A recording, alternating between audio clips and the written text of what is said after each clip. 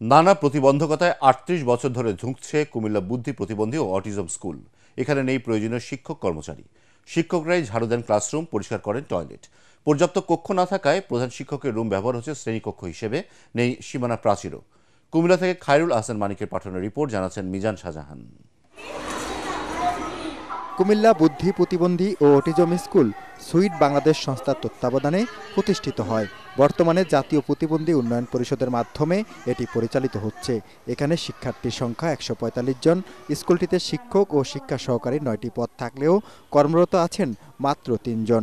এর মধ্যে একজন সহকারী আছেন বিশেষ কোটায়, তবে তাকেও শিক্ষকের দায়িত্ব পালন করতে হয়। এখানে নেই গাড়ি চালক, দারোয়ান, পিয়ন ও দাপ্তরিক পদ। আমার অনেকটা আশা আছে, আমি একটা দুজনের খেলোয়াড় একটা উত্তম চাই।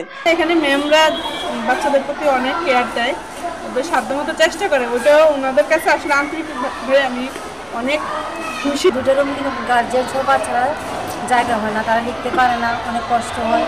কোনো অনুষ্ঠান প্রোগ্রাম হলেও কষ্ট হয়, তাছাড়া পানিরও সমস্যা। নিয়ম অনুযায়ী প্রতি ৫ জন অটিজম শিশুর জন্য একজন শিক্ষক ও একজন শিক্ষা সহকারী প্রয়োজন। বুদ্ধি প্রতিবন্ধী ১০ জনের প্রয়োজন, একজন শিক্ষক ও একজন শিক্ষা সহকারী। সেই হিসাবে থাকার কথা ১২ জন শিক্ষক ও শিক্ষা সহকারী।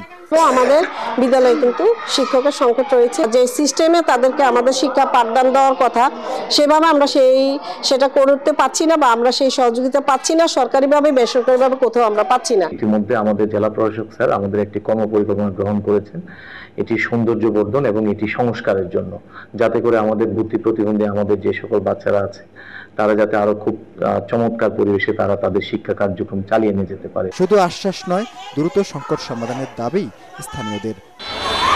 Bureau report, ATN Bangla.